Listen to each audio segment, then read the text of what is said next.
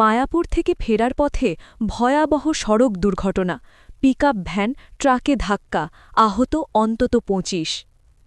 মায়াপুর মন্দির দর্শন শেষে বাড়ি ফেরার পথে ভয়াবহ সড়ক দুর্ঘটনায় আহত হলেন অন্তত ২৫ জন।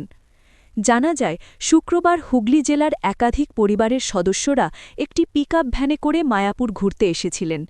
মন্দির দর্শন শেষে ফেরার সময় নদিয়া জেলার কোতোয়ালি থানার অন্তর্গত দিগনগর এলাকায় ১২ নং জাতীয় সড়কের ওপর এই দুর্ঘটনাটি ঘটে।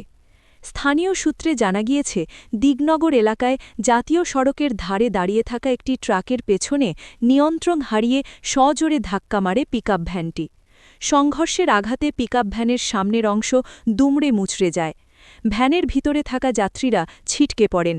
অনেকেই রাস্তায় পড়ে গুরুতর আহত হন। ঘটনাস্থলে মুহূর্তের মধ্যেই আতঙ্ক ছড়িয়ে পড়ে। দুর্ঘটনার খবর পেয়ে কোতোয়ালি থানার পুলিশ দ্রুত ঘটনাস্থলে পৌঁছে উদ্ধার কাজ শুরু করে। স্থানীয় বাসিন্দাদের সহায়তায় আহতদের উদ্ধার করে একে একে অ্যাম্বুলেন্সে করে শক্তিনগর জেলা হাসপাতালে পাঠানো হয়। আহতদের মধ্যে বেশ কয়েকজনের অবস্থা আশঙ্কাজনক বলে হাসপাতাল সূত্রে জানা গিয়েছে।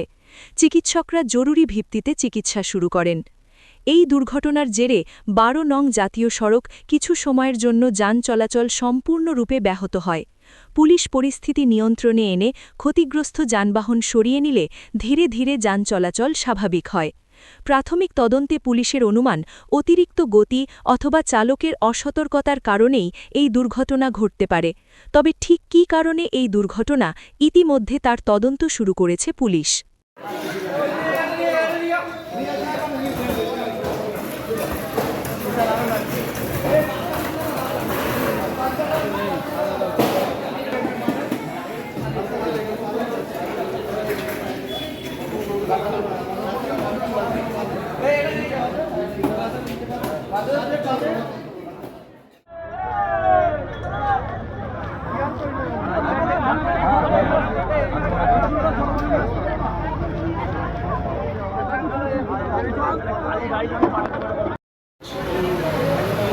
ये तो राधानगर राधानगर